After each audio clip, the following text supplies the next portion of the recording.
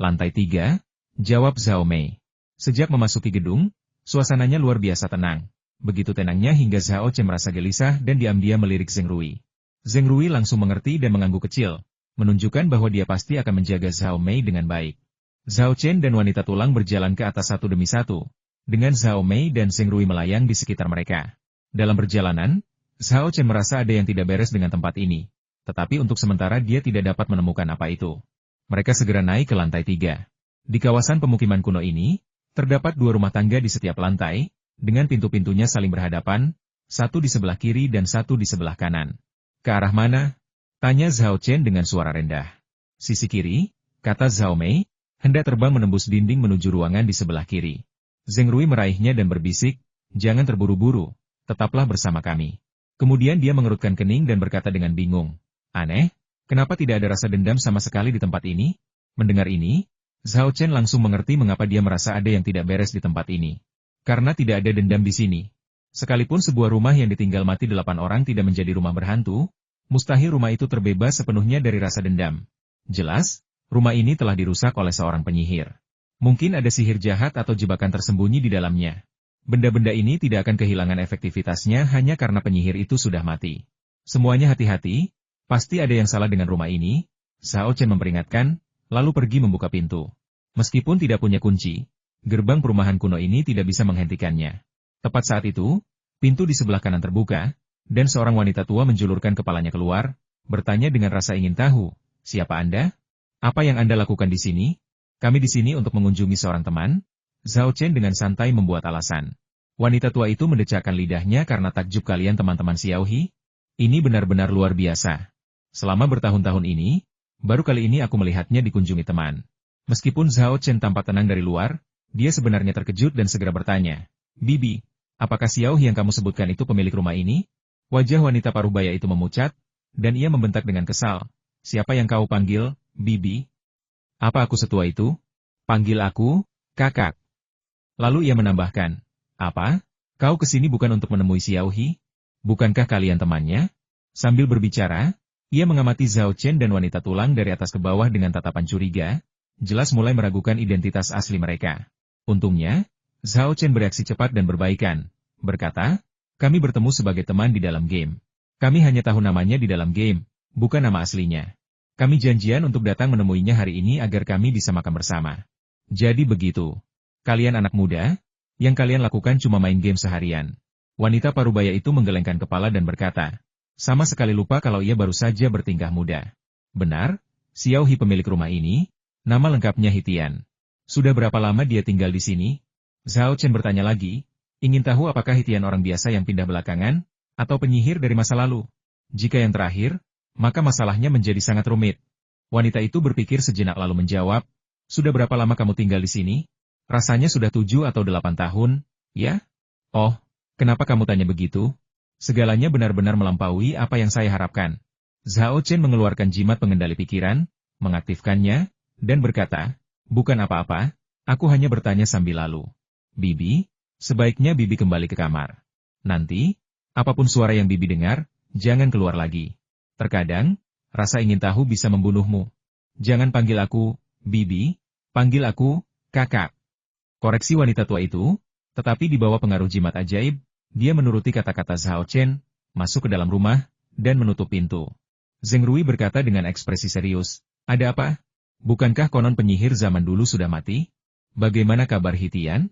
Zhao Chen berkata dengan suara berat, iblis itu memang mati, tapi bukan berarti dia menghilang dari dunia. Dia mungkin telah menjadi iblis atau zombie. Ketika Zhao Chen pertama kali menggunakan teknik pelacakannya untuk menyelidiki keberadaan iblis tersebut, ia diberitahu bahwa orang tersebut tidak ada, yang membuatnya menyimpulkan bahwa iblis itu telah mati dan menghilang dari dunia. Namun, dilihat dari situasi saat ini, iblis itu memang mati, karena tidak ada orang tersebut. Namun, ketiadaan orang tersebut bukan berarti ketiadaan iblis ini, zombie ini. Dia kurang berpengalaman saat itu dan tidak menambahkan persyaratan apapun pada pencariannya. Jika tidak, dia bisa mengetahui situasi ini jauh lebih awal. Setelah merenung sejenak, Zheng Rui berkata, mungkinkah Hitian ini bukan iblis, tetapi rumahnya diambil alih oleh iblis saat itu? Zhao Chen menjawab, kita tidak bisa mengesampingkan kemungkinan itu. Tapi sebaiknya kita bersiap untuk kemungkinan terburuk. Zheng Rui menjawab, saya mengerti. Zhao Chen merogoh cincin penyimpanannya dan mengeluarkan jimat petir yang digambar dengan kuas jimat darah naga. Ia berkata dengan suara berat, bagaimanapun, kita sudah di sini, jadi kita harus masuk dan melihat-lihat. Jika Hitian benar-benar orang biasa, maka kita akan menyalakan dupa, memberi penghormatan kepada 8 anak yang meninggal di sini, lalu pergi. Tapi jika dia iblis dari masa lalu, maka itu akan sempurna untuk membalaskan dendam Zhao Mei dan 8 anak lainnya. Dan itu bisa dianggap bertindak atas nama surga. Zheng Rui mengangguk setuju. Wanita tulang tetap diam, tetapi meningkatkan kewaspadaannya ke tingkat tertinggi. Sedangkan Zhao Mei, emosinya agak aneh, seolah dipenuhi penyesalan dan kesedihan saat ia bersiap memasuki tempat di mana ia pernah melakukan pembunuhan berdarah. Zhao Chen melangkah maju, meletakkan tangannya di pintu, melepaskan kinya ke lubang kunci, dan dengan sekali klik, kunci itu pun terbuka dengan mudah. Sehebat apapun gemboknya, tak ada gunanya melawan para kultivator. Bahkan tanpa kekerasan sekalipun, mereka punya banyak cara untuk membukanya. Ketika mendorong pintu hingga terbuka, di dalam gelap gulita, tanpa seberkas cahaya pun. Aku masuk duluan, kata wanita tulang itu sambil bergegas memasuki ruangan mendahului orang lain untuk memimpin. Zhao Chen mengikutinya dari dekat, sementara Zheng Rui melindungi Zhao Mei saat mereka memasuki ruangan. Ruangan itu tidak hanya gelap, tetapi juga sangat sunyi. Begitu sunyinya sehingga Anda dapat mendengar detak jantung Anda sendiri dengan jelas. Menggunakan lampu di lorong, Zhao Chen menemukan sakelar di dinding dan menekannya. Lampu-lampu di ruangan itu segera dinyalakan, cahaya itu mengusir kegelapan dan menerangi situasi di dalam. Mendesis. Zhao Chen tersentak. Hanya ada satu warna di ruangan ini merah tua. Dinding, lantai, langit-langit, dan bahkan semua perabotan dan perlengkapan di ruangan itu semuanya berwarna merah tua. Merah tua setelah darah membeku. Segala sesuatu di ruangan ini berlumuran darah. Zhao Chen mengulurkan tangan dan mengetuk dinding dengan lembut, mengikis gumpalan darah beku. Jelas, warna merah tua di ruangan itu bukan cat, melainkan penampakan darah beku. Pada saat yang sama, Zhao Chen juga merasakan gelombang kebencian yang besar menyapu dari segala arah, menelannya. Ternyata ruangan ini bukannya tanpa kebencian. Sebaliknya, ruangan itu dikunci di dalam dengan darah agar tidak bisa keluar. Dengan cara ini, rahasia ruangan ini dapat disembunyikan. Bahkan jika seorang kultivator menyadari masalah Feng Shui di lingkungan sekitar, mereka tidak akan menyadari keanehan ruangan ini. Terlebih lagi, dengan mengunci kebencian yang begitu kuat, ruangan ini telah diubah secara artifisial menjadi tempat untuk membangkitkan mayat. Semakin kuat kebencian, semakin kuat pula mayat yang dihasilkannya. Kau benar menebaknya, ini skenario terburuk, kata Zheng Rui dengan suara berat. Zhao Chen mengangguk, menutup pintu di belakangnya, memegang jimat petir di tangan kirinya, dan mengeluarkan cambuk angin dan petir di tangan kanannya. Wanita tulang mengenakan baju zirah tulang, menggenggam pedang tulang, dan tampak agung serta mengagumkan. Ruangan itu tetap sunyi, tanpa suara, dan Hitian, yang disebutkan oleh wanita tua di seberang aula, tidak muncul. Semakin tenang keadaannya, semakin gugup Zhao Chen dan timnya, dan semakin kecil pula keberanian mereka untuk lengah. Karena ketenangan ini hanyalah ilusi. Hitian bersembunyi dalam bayangan, mengawasi mereka dan mencari kesempatan untuk menyerang. Zhao Chen mengaktifkan teknik observasi kinya, mengamati sekelilingnya untuk mencari cara menghilangkan rasa dendam. Layaknya atmosfer mencekam yang menyelimuti lingkungan sekitar, kebencian ini telah dimurnikan oleh Hitian menggunakan teknik rahasia. Di area yang dipenuhi kebencian, kekuatan Zhao Chen dan rekan-rekannya akan sangat terbatas. Sebaliknya, kekuatan Hitian akan meningkat secara signifikan. Oleh karena itu, pertama-tama kita harus melampiaskan kekesalan kita di sini. Lembar informasi itu tidak mengecewakan Zhao Chen, dan tak lama kemudian muncul sebaris teks Tanah Kematian In Mutlak, yang dibangun dengan darah manusia sebagai tinta dan jiwa manusia sebagai intinya, adalah tanah yin penuh dendam yang sangat membantu membangkitkan mayat dan memelihara hantu. Solusinya bombardir area itu dengan dendam terkuat menggunakan kekuatan guntur surgawi. Tempat di mana kebencian paling kuat? Dengan bantuan teknik observasi Qi, Zhao Chen dengan cepat menemukan titik target kamar tidur utama di sebelah kiri. Senior, kau tetap di sini dan lindungi Zhao Mei. Bai Mei dan aku akan masuk dulu untuk memeriksa situasi, kata Zhao Chen sambil menoleh. Tempat dengan kebencian yang paling kuat adalah juga tempat yang paling berbahaya. Setelah Zhao Mei memasuki ruangan, kondisi mentalnya menjadi aneh lagi, dan Zhao Chen benar-benar khawatir membiarkannya mengambil risiko apapun. Tidak masalah, serahkan saja padaku, Zheng Rui mengangguk sebagai jawaban. Zhao Chen sangat yakin dengan kemampuan tabib senior ini. Makhluk setingkat hantu bumi jauh lebih kuat daripada alam Qi pendengar Zhao Chen. Bai Mei, hati-hati, Zhao Chen memperingatkan sebelum berjalan perlahan menuju kamar tidur utama bersama wanita tulang. Pintu kamar tidur utama terbuka. Setelah Zhao Chen masuk, ia segera menekan sakelar di dinding dan menyalakan lampu di kamar tidur utama. Anehnya, kamar tidur utama kosong, Tidak ada apapun di dalamnya. Ini seharusnya tidak terjadi. Zhao Chen mengerutkan kening. Ini adalah bagian terpenting dari tanah kematian Yin mutlak. Seharusnya tidak dibiarkan begitu saja. Masih gelisah, ia menggunakan teknik pengamatan Qi untuk memeriksanya kembali dengan saksama. Tetapi yang ia lihat hanyalah kebencian. Lupakan saja. Ayo kita hancurkan tanah kematian Yin mutlak dulu. Bai Mei, lindungi aku. Semakin lama mereka tinggal di tempat ini, semakin tidak aman keadaannya, jadi Zhao Chen memutuskan untuk bertindak. Mengenai apakah ada yang aneh, mereka akan mengetahuinya saat mereka bergerak. Ya, jawab wanita tulang sambil meletakkan pedangnya secara horizontal untuk melindungi sisi Zhao Chen. Zhao Chen melangkah ke tengah kamar utama, tempat dengan kebencian paling kuat di seluruh ruangan. Ia mengangkat cambuk angin dan guntur di tangannya dan menuangkan energi spiritual ke dalamnya. Kilatan petir tebal muncul di cambuk angin dan guntur, menghasilkan suara gemertak yang memekakan telinga. Merusak. Zhao Chen berteriak keras dan hendak menghantamkan cambuk angin dan petir ke tanah. Hampir pada waktu yang sama, perubahan aneh terjadi di kamar tidur utama. Keropeng merah tua yang menutupi tanah tiba-tiba meleleh dan bergejolak, berubah menjadi sosok tanpa wajah yang menyeramkan dan berlumuran darah. Ia mengeluarkan jeritan tajam dan menusuk saat mengangkat tangannya yang berdarah, mencoba menghentikan Zhao Chen yang ingin menghancurkan tanah kematian Yin mutlak. Meskipun perubahan itu datang secara tiba-tiba, itu masih dalam harapan Zhao Chen. Penampakan aneh pria berlumuran darah itu tidak membuatnya takut. Ia malah mencibir cambuk angin dan petirku mengandung kekuatan guntur surgawi dan kesengsaraan petir. Ia adalah musuh bebuyutan makhluk jahat. Kau pikir kau bisa menghentikan cambuk angin dan petirku hanya dengan boneka darah kecil nan kotor itu? Hitian, kau benar-benar gila. Meskipun ruangan itu kosong, Zhao Chen yakin Hitian bersembunyi di balik bayangan. Ini karena boneka berlumuran darah akan menjadi tidak berguna jika menyimpang terlalu jauh dari tuannya, karena tidak akan menerima perintah. Saat dia berbicara, cambuk angin dan petir milik Zhao Chen berderak dengan kilat, menyambar kuat ke arah boneka berlumuran darah. Ledakan. Di tengah ledakan dahsyat itu, plasma darah yang mengalir pada golem kotor itu dengan cepat terbakar dan menguap oleh petir, seketika memenuhi udara dengan bau busuk. Hah! Zhao Chen menghela napas. Meskipun dia unggul dalam serangan ini, tidak ada kegembiraan di wajahnya, karena dia menemukan bahwa cambuk angin dan petirnya telah diblokir oleh boneka berlumuran darah. Darah kotor yang memenuhi ruangan berhamburan dari segala arah, mengalir ke tubuh boneka berlumuran darah dan mengisi kembali energinya. Karena alasan inilah boneka berlumuran darah tidak langsung binasa di bawah rentetan dahsyat cambuk angin dan petir, melainkan menghalangi cambuk angin dan petir untuk merusak titik energi yang terkuat. Gelombang energi meletus dari kepala boneka darah yang ternoda itu, menampakkan wajah manusia.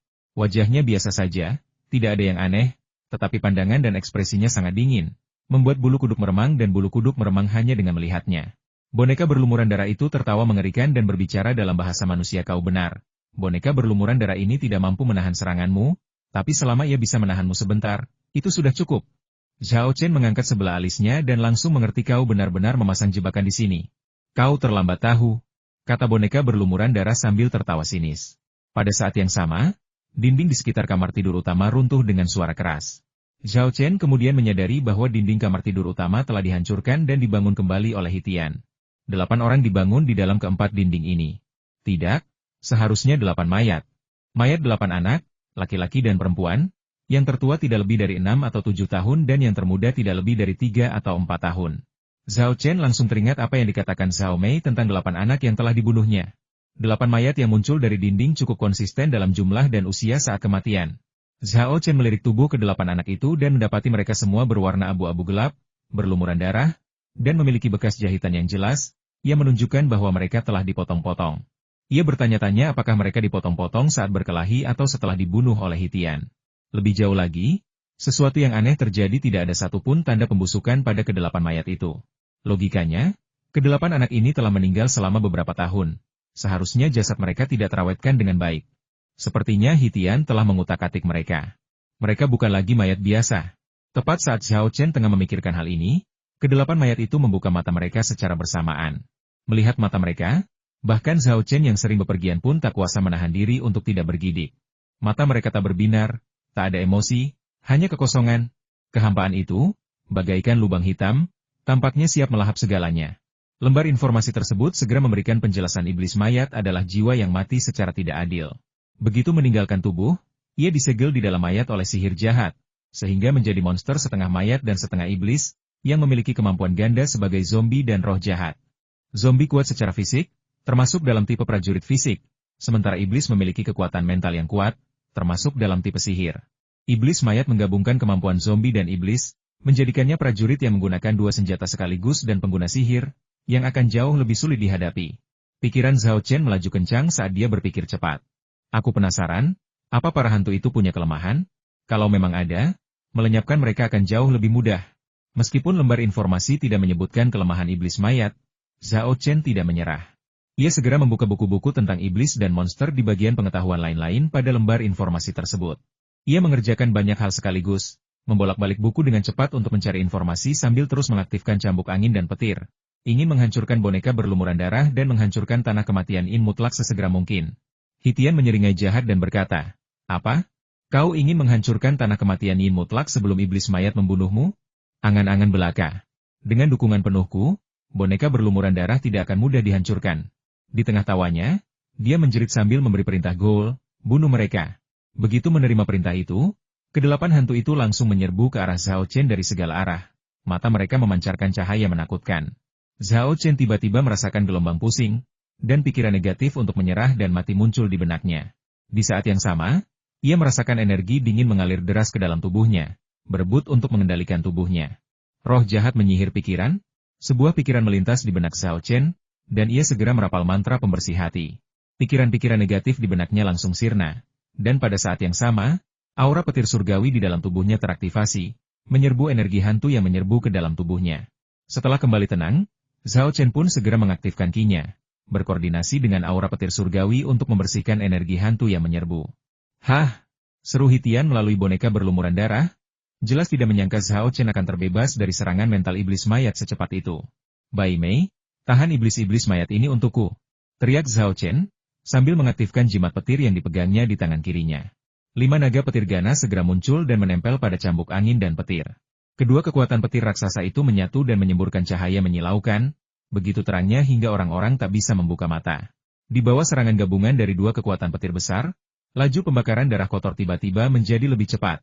Pada saat yang sama, Bai Mei mengayunkan pisau tulangnya, menciptakan pertunjukan bunga pedang yang memukau yang membawa ke 8 iblis mayat yang menyerang dari semua sisi ke dalam jangkauan serangannya. Teknik pedang ini biasa di medan perang dan paling cocok untuk pertempuran kelompok dan pertarungan tim. Tiada. Bilah tulang itu beradu dengan lengan para hantu, menghasilkan suara seperti logam yang beradu. Tubuh para hantu telah dimurnikan oleh Hitian menjadi logam dan batu, membuat mereka kebal terhadap pedang dan tombak. Jadi, meskipun mereka ditebas oleh wanita tulang, mereka tidak mundur atau menyerah, dan terus menyerang Zhao Chen. Tujuan mereka tunggal melenyapkan Zhao Chen dengan cara apapun. Zhao Chen merasa menyesal karena materi spiritual yang dibelinya dari forum kultivator belum tiba. Kalau tidak, ia pasti sudah melengkapi wanita tulang dengan seperangkat peralatan baru yang kuat dan berkelas sihir.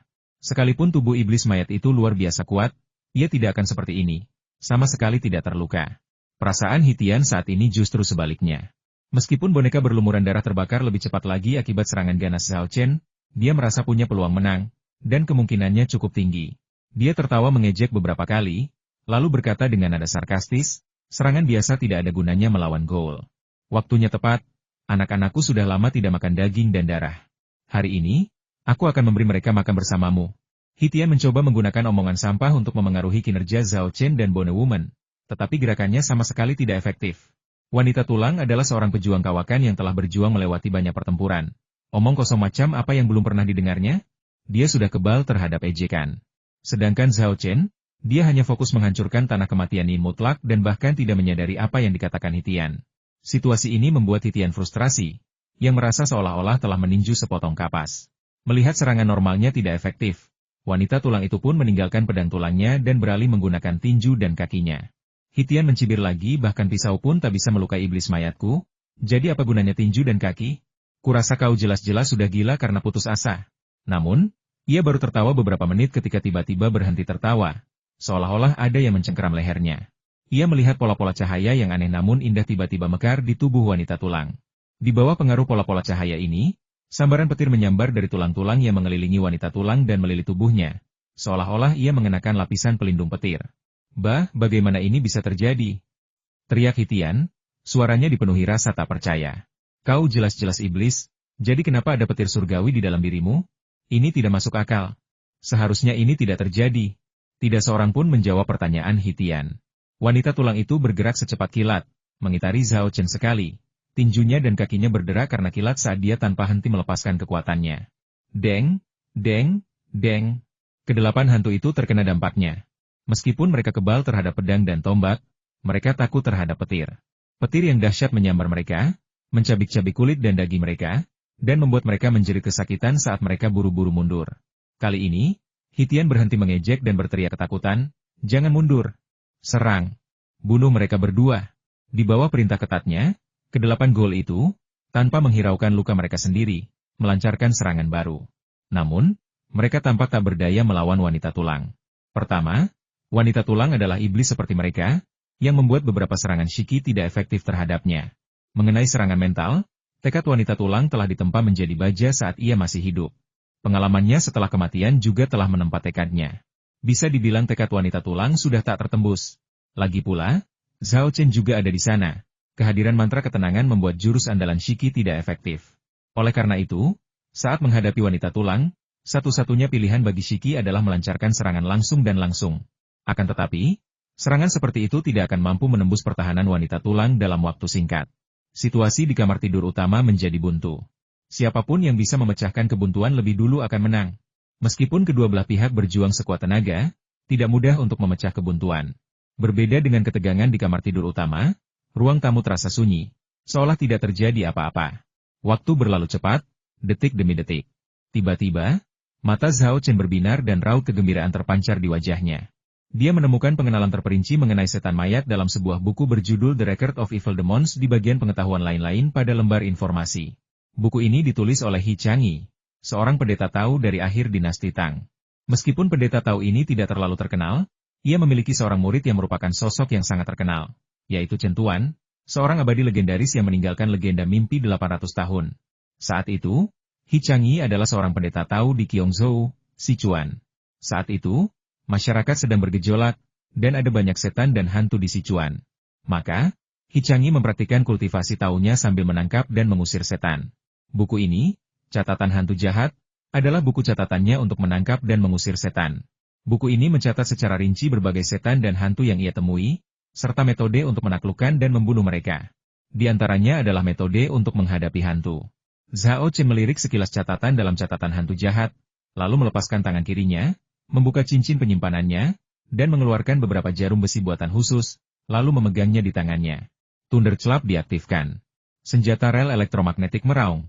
Satu demi satu, jarum besi yang dipenuhi kekuatan petir ditembakkan dari tangan Zhao Chen dengan kecepatan yang sangat cepat. Tiupan-tiupan-tiupan. Dengan suara dentuman yang teredam, kedelapan hantu itu tertabrak.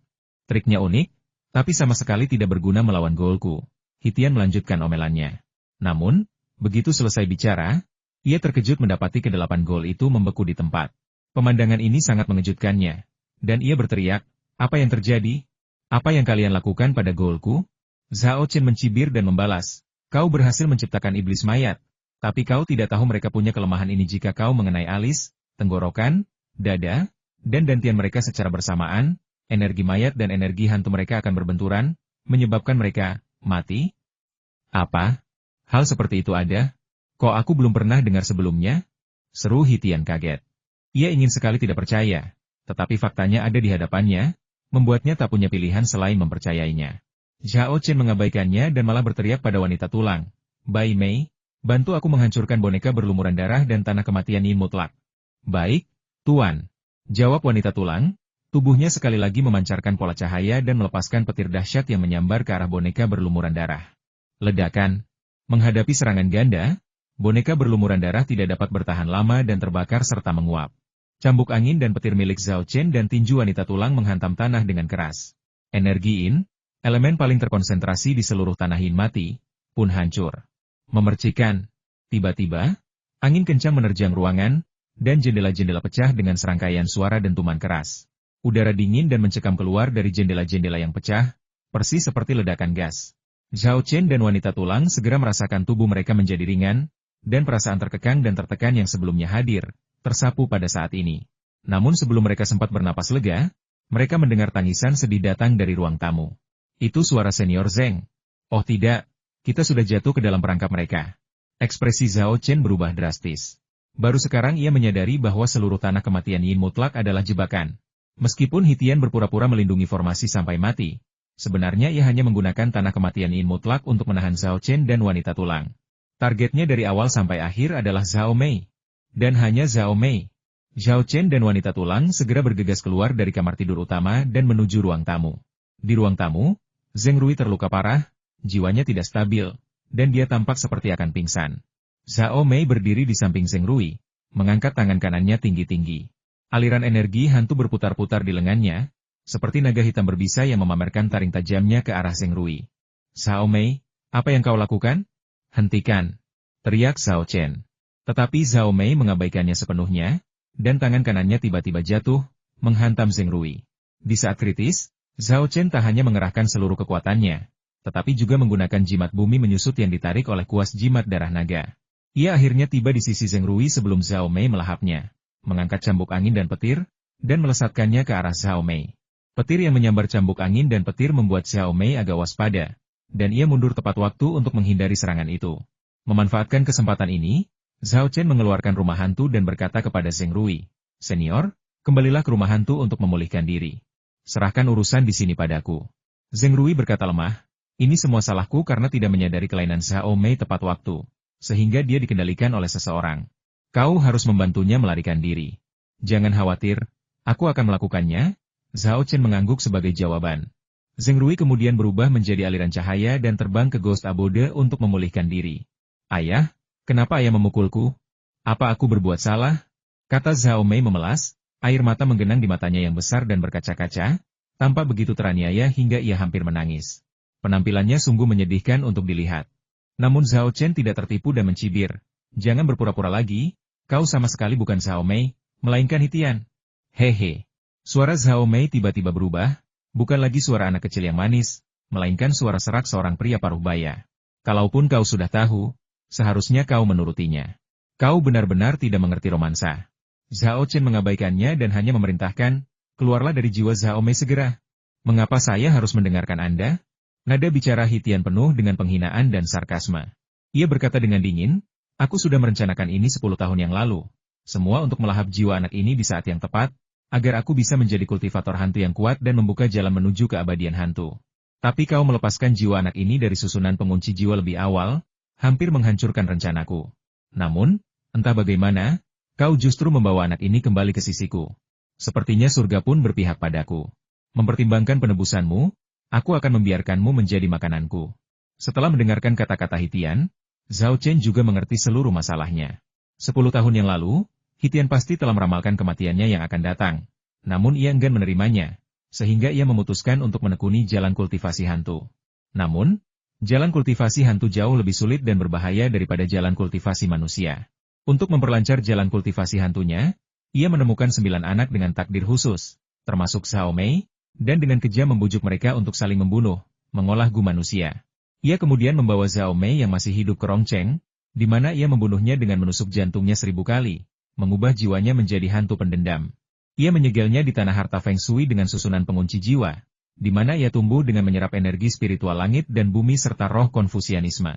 Adapun Hitian sendiri, ia kembali ke Guangzhou dan memasang jebakan berbahaya di area perumahan ini untuk menyerap kekuatan hidup dan energi yang orang lain, guna mengisi kembali esensi spiritualnya untuk kultivasi hantunya. Ketika waktunya tepat, ia akan pergi ke Chengdu untuk melahap Zhao Mei. Hitian ini benar-benar telah melakukan segala macam hal buruk demi keinginan egoisnya sendiri. Zhao Chen yakin bahwa ia telah membunuh lebih dari sekedar Zhao Mei dan 9 anak lainnya. Pasti ada lebih banyak orang tak bersalah yang terbunuh. "Zhao Mei bukan." Itu Hitian mengangkat tangannya dan berkata dengan suara sinis, "Sekarang, kamu bisa bermain-main di ruangan ini sebentar. Aku akan membereskanmu setelah aku menyerap energi hantu dari anak ini." Begitu kata-kata itu terucap, semua lampu di ruangan itu meledak, membuat ruangan kembali gelap gulita. Bersamaan dengan itu, roh dan hantu pendendam yang tak terhitung jumlahnya muncul dari lantai, dinding, dan langit-langit, menjerit sambil terbang menuju Zhao Chen dan wanita tulang. Wanita tulang mengaktifkan teknik tulang putih layu dan berkembang. Seluruh tubuhnya bersinar dengan cahaya, seperti matahari menyala berbentuk manusia. Kilatan petir yang tak terhitung jumlahnya melingkari tubuhnya, membuatnya tampak tidak seperti iblis, melainkan seperti dewa petir. Si wanita tulang mengerahkan segenap kemampuannya. Ia melindungi Zhao Chen dari gelombang demi gelombang roh pendendam dan hantu jahat. Zhao Chen tidak bergerak, melainkan menatap Zhao Mei. Di bawah pengaruh teknik pengamatan kinya, Ia melihat seberkas energi kematian yang melekat di kedalaman jiwa Zhao Mei. Itu adalah Hitian. Orang ini benar-benar membunuh banyak orang. Ia tidak hanya memenjarakan jiwa mereka di dalam ruangan, menjadikan mereka penjaganya, tetapi ia juga meremukan daging dan tulang mereka, mencampurnya dengan semen, dan menggunakannya untuk membangun ruangan itu. Di bawah pengaruh sihir jahat, daging dan tulang yang menumpuk di ruangan itu memancarkan energi negatif yang kuat, memengaruhi otak Zhao Chen dan wanita tulang, membuat mereka merasa seolah-olah berada di dunia bawah yang mengerikan dan suram. Kekuatan mereka ditekan sekali lagi. Tingkat penindasan kali ini 2 kali lebih kuat dari Dedin Land sebelumnya. Zhao Chen mengangkat alisnya dan berkata dengan suara berat, "Mata air kuning api penyucian? Jadi ini formasi asli yang kau buat. Tanah kematian Yin mutlak sebelumnya hanyalah jebakan dan umpan. Kau tahu sudah terlambat." Hitian menyeringai jahat, hendak mengendalikan jiwa Zhao Mei untuk meninggalkan tempat ini dan pergi ke tempat yang aman untuk melahap dan menyerapnya. Belum terlambat. Senyum dingin tersungging di bibir Zhao Chen. Hah? Hitian tiba-tiba menyadari bahwa ia tak lagi bisa mengendalikan jiwa Zhao Mei. Alih-alih meninggalkan ruang tamu, jiwa itu malah terbang menuju Zhao Chen. Apa yang terjadi? Kenapa jiwaku tiba-tiba tak terkendali? Seru Hitian kaget. Awalnya ia penuh percaya diri dan merasa segalanya terkendali, tetapi tiba-tiba menyadari bahwa segala sesuatunya tidak berjalan seperti yang diharapkannya. Hal ini membuatnya merasa takut dan khawatir. Kau jelas lupa satu hal, kata Zhao Chen. Zhao Mei adalah roh hantuku. Selama aku menggunakan jejak jiwaku, bahkan jika kau mengendalikan jiwanya, kau tidak bisa melawanku. Hitian berseru, apa? Kau menyimpan anak ini bersamamu, bukan untuk mencari kesempatan melahapnya? Anak ini adalah pil hantu. Entah itu manusia, hantu, atau iblis, siapapun yang melahapnya akan meningkatkan kekuatan mereka secara signifikan. Tapi kau telah mengubahnya menjadi roh hantu. Apa yang kau lakukan benar-benar sia-sia. Pil hantu? Zhao Chen mencibir. Itu pendapatmu. Di hatiku, Zhao Mei bukan hanya temanku, tapi juga putriku dan keluargaku.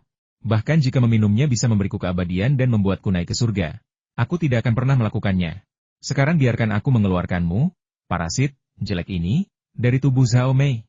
Alih-alih terintimidasi, Hitian malah mencibir berulang kali. Baiklah, berhentilah mencoba membodohiku dengan kebohongan-kebohongan bodoh seperti itu. Kau pikir aku akan terjerumus dan melarikan diri dari jiwa anak ini? Heh, sungguh lucu. Aku sedang menjalin hubungan simbiosis dengan anak ini sekarang. Kau ingin mengeluarkanku dari jiwanya? Lebih baik kau membuatnya lenyap begitu saja. Mengingat betapa kau menghargai anak ini, kau sama sekali tidak bisa, dan tidak akan berani, melakukan hal seperti itu. Zhao Chen mengangkat alisnya dan berkata, apakah kamu tidak takut bahwa ketika aku mengatakan aku menghargai Zhao Mei, itu sebenarnya bohong? Hitian berkata dengan angkuh, keahlianku adalah memanipulasi hati dan jiwa orang. Aku bisa membedakan kebenaran dan kebohongan hanya dengan mendengarkan. Sehebat apapun pembohong, mereka tak bisa menipuku.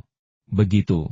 Zhao Chen mengangguk, dan dengan jentikan pergelangan tangannya, pisau bedah Bianstone muncul begitu saja di tangannya. Aku akui, kau benar. Aku sangat menyayangi Zhao Mei dan tak ingin pisau itu terluka. Tapi di saat yang sama, aku juga harus mengatakan sesuatu yang tak kau ketahui. Aku sebenarnya seorang dokter. Dokter? Hitian tertegun, tidak dapat memahami apa hubungan identitas dokter itu dengan situasi saat ini. Dia bertanya dengan heran, apa maksudmu? Apa yang bisa dilakukan dokter? Bisakah kamu menyembuhkan hantu? Selamat, tebakanmu benar. Aku memang seorang dokter yang bisa menyembuhkan hantu. Sambil berbicara, Zhao Chen menyalurkan kinya ke pisau bedah Bianstone. Seketika, sinar cahaya terang bak hantu memancar dari pisau bedah itu, membuatnya tampak seperti bintang yang berkelap-kelip di langit malam. Hitian mulai panik, ini tidak mungkin. Zhao Chen mencibir. Apa kau tidak bisa membedakan antara kebenaran dan kepalsuan? Seharusnya kau bisa tahu aku berbohong atau tidak, kan? Lagi pula, tidakkah kau pikirkan bagaimana kau menggunakan sihir jahat untuk mengubah Zhao Mei menjadi hantu pendendam dan menyegelnya dalam mantra pengunci jiwa? Jika aku tidak tahu cara menyembuhkan hantu, bagaimana mungkin aku bisa menghilangkan pikiran jahat dan kebencian dalam dirinya, membiarkannya kembali ke sifat aslinya dan mendapatkan kembali naluri kekanak-kanakannya yang polos dan riang? Hitian dapat mengetahui bahwa apa yang dikatakan Zhao Chen adalah benar dan bukan kebohongan. Dia makin panik. Hitian memasuki jiwa Zhao Mei untuk melahapnya, tetapi ia tidak menyangka Zhao Chen telah menjadikan Zhao Mei sebagai roh hantu. Oleh karena itu, setelah Zhao Chen menggunakan jejak jiwa tersebut, ia tidak dapat lagi mengendalikan jiwa Zhao Mei. Bahkan dalam keadaan seperti ini, Hitian masih bisa melahap jiwa Zhao Mei, tetapi melahap jiwa membutuhkan waktu, dan selama proses ini, Hitian akan menjadi sangat lemah dan tidak mampu mengatasi serangan Zhao Chen dan wanita tulang. Dia awalnya berencana menggunakan Zhao Mei sebagai sandera untuk memaksa Zhao Chen dan wanita tulang mundur, sehingga dia bisa pergi bersama Zhao Mei. Jika diberi waktu, ia bisa menggunakan sihir gelap untuk membangun susunan sihir yang dapat memutus jejak jiwa untuk sementara. Ia kemudian bisa memanfaatkan kesempatan itu untuk melahap jiwa Zhao Mei dan membalas dendam pada Zhao Chen dan wanita tulang. Hitian mengira dia telah membuat rencana yang sempurna, tetapi dia tidak pernah menyangka bahwa Zhao Chen ternyata adalah seorang dokter dengan kemampuan menyembuhkan hantu. Jika Zhao Chen benar-benar menggunakan pisau bedah untuk membelah jiwa Zhao Mei dan menangkapnya, maka dia benar-benar celaka. Karena ia parasit dalam tubuh Zhao Mei dan memiliki hubungan simbiosis dengannya, ia juga terpengaruh oleh jejak jiwa tersebut. Meskipun ia tidak harus mematuhi perintah Zhao Chen, kekuatannya sangat tertekan, dan ia tidak dapat melancarkan serangan terhadap Zhao Chen. Jejak jiwa itu melarang keras segala sesuatu yang menyakiti tuannya. Penuh kebencian, Hitian menggertakkan giginya, kebenciannya mencapai puncaknya. Ia berpikir cepat. Awalnya kupikir bersembunyi di dalam tubuh Zhao Mei akan membuatku lengah, tapi aku tak menyangka akan berakhir di dalam sangkar, mengikat diriku sendiri. Tidak, aku harus segera meninggalkan jiwa Zhao Mei, atau aku akan benar-benar menjadi sasaran empuk, takluk di bawah belas kasihan mereka. Setelah membulatkan tekadnya, Hitian segera bertindak dan keluar dari jiwa Zhao Mei. Selesai. Meskipun Hitian lolos, Zhao Chen tidak menunjukkan penyesalan, hanya kegembiraan. Dia segera membawa Zhao Mei ke rumah hantu. Melihat kejadian ini, Hitian mula-mula tertegun, lalu marah besar anak nakal, beraninya kau berbohong padaku. Zhao Chen tertawa dan berkata, aku tidak berbohong padamu. Aku tahu cara menyembuhkan hantu, dan aku punya cara untuk mengeluarkanmu dari jiwa Zhao Mei. Tapi cara itu juga akan melukai Zhao Mei dengan serius. Sejak awal, Zhao Chen memang berusaha menipu Hitian, tetapi ia cerdik dan tidak berbohong. Ia mengatakan yang sebenarnya, hanya menyembunyikan beberapa poin penting. Meskipun Hitian dapat membedakan antara kebenaran dan kepalsuan, ia tidak dapat memastikan apakah Zhao Chen hanya menceritakan 1/10 dari apa yang ia katakan atau menceritakan keseluruhan cerita. Oleh karena itu, ia berhasil ditipu oleh Zhao Chen. Sekarang Zhao Mei telah dibawa kembali ke tempat tinggal hantu oleh Zhao Chen. Hitian harus melewati Zhao Chen terlebih dahulu jika ingin memasuki tubuh Zhao Chen lagi. Hitian segera menenangkan diri dasar bocah licik. Kau bahkan berhasil membodohiku, sungguh luar biasa. Tapi kau juga membuat kesalahan besar. Jika kau membiarkanku tetap berada di dalam jiwa Zhao Mei, terkekang oleh jejak jiwa, aku takkan bisa mengerahkan seluruh kekuatanku. Jika kau cukup kejam untuk menyakiti Zhao Mei, kau bisa saja melukaiku parah atau bahkan membunuhku. Sekarang setelah aku keluar dari jiwa Zhao Mei, meskipun aku kehilangan seorang sandera, aku juga terbebas dari tekanan itu. Saat ia berbicara, energi hantu di dalam tubuh Hitian melonjak, menyebabkan suhu ruangan anjlok, membuat semua orang menggigil seolah-olah jatuh ke dalam gua es. Energi hantu itu tidak hanya memengaruhi ruangan ini, tetapi juga seluruh gedung dan bahkan seluruh lingkungan, menyebabkan suhu turun drastis dalam sekejap. Suara-suara aneh yang datang dari rumah Hitian telah membuat para tetangga di dalam gedung waspada. Mereka begitu ketakutan hingga mengira telah terjadi ledakan di rumah Hitian. Mereka semua berlarian ke bawah, bahkan ada yang mengeluarkan ponsel untuk menelepon polisi. Di dalam ruangan, Zhao Chen menatap Hitian dengan ekspresi serius. Dia merasakan kekuatan Hitian sedang melambung tinggi, telah mencapai puncak alam hantu bumi dan akan menerobos ke alam roh surgawi. Puncak alam hantu bumi setara dengan tahap kultivasi keheningan dan puasa seorang praktisi. Ini sudah berada di level bawaan, jauh melampaui puncak level kultivasi Qi yang diperoleh Zhao Chen. Jika dia terus bangkit dan benar-benar menembus alam roh surgawi, maka pertempuran ini benar-benar tak akan bisa dimenangkan. Saat energi hantu melonjak, Hitian menampakkan wujudnya. Ini adalah seorang pria kurus setengah baya dengan penampilan biasa saja, tetapi ekspresinya cukup dingin dan menakutkan. Ia menatap Zhao Chen dan berkata dengan dingin, awalnya aku tidak ingin menunjukkan kekuatanku, agar tidak menjadi incaran para kultivator lurus yang menyebalkan dan sok benar itu dan menimbulkan masalah yang tak berkesudahan. Tapi kau bersikeras memaksaku. Jadi aku akan mengerahkan seluruh kekuatanku, melahap kalian semua sekaligus, lalu meninggalkan tempat ini untuk mencari tempat lain untuk berkultivasi dalam pengasingan. Sayang sekali aku telah mengolah tempat keberuntungan ini selama bertahun-tahun. Belum putih. Teriak Zhao Chen tajam. Tanpa banyak bicara, wanita tulang itu segera mengerti dan mengaktifkan pola cahaya di tubuhnya dengan sekuat tenaga, terbang menuju Hitian.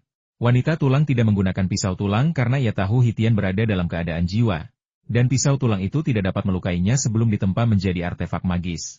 Jadi, ia langsung menggunakan kekuatan petir di dalam tubuhnya. Kilatan petir ini berasal dari kesengsaraan surgawi. Ketika dilepaskan dengan kekuatan penuh, ia mengubah wanita tulang menjadi sambaran petir, menciptakan tontonan yang menakjubkan. Hah! Ekspresi terkejut melintas di mata Hitian. Meskipun dia sudah tahu bahwa wanita tulang itu adalah iblis yang bisa memanggil petir, Dia baru menyadari sekarang bahwa petir yang dipanggilnya bukanlah petir biasa, melainkan petir yang mengandung kekuatan kesengsaraan surgawi. Apa sebenarnya yang kau lakukan? Kenapa kau bisa melepaskan petir yang mengandung kekuatan kesengsaraan surgawi? Meskipun Hitian juga orang gila, kegilaannya ditujukan pada orang lain. Jadi dia tidak pernah membayangkan bahwa Zhao Chen dan wanita tulang pernah menggunakan kesengsaraan surgawi untuk menempa diri dan berkultivasi.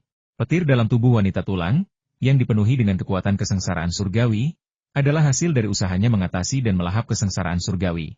Ketika Hitian menanyakan pertanyaannya, wanita tulang menanggapinya dengan meninju tenggorokannya. Petir yang menyambar pergelangan tangan wanita tulang berubah menjadi kilatan naga listrik, menyambar ke arah Hitian, berniat melahapnya. Wanita tulang itu sangat kuat, dan ditambah dengan petir yang membawa kekuatan kesengsaraan surgawi, Hitian harus menanggapinya dengan serius.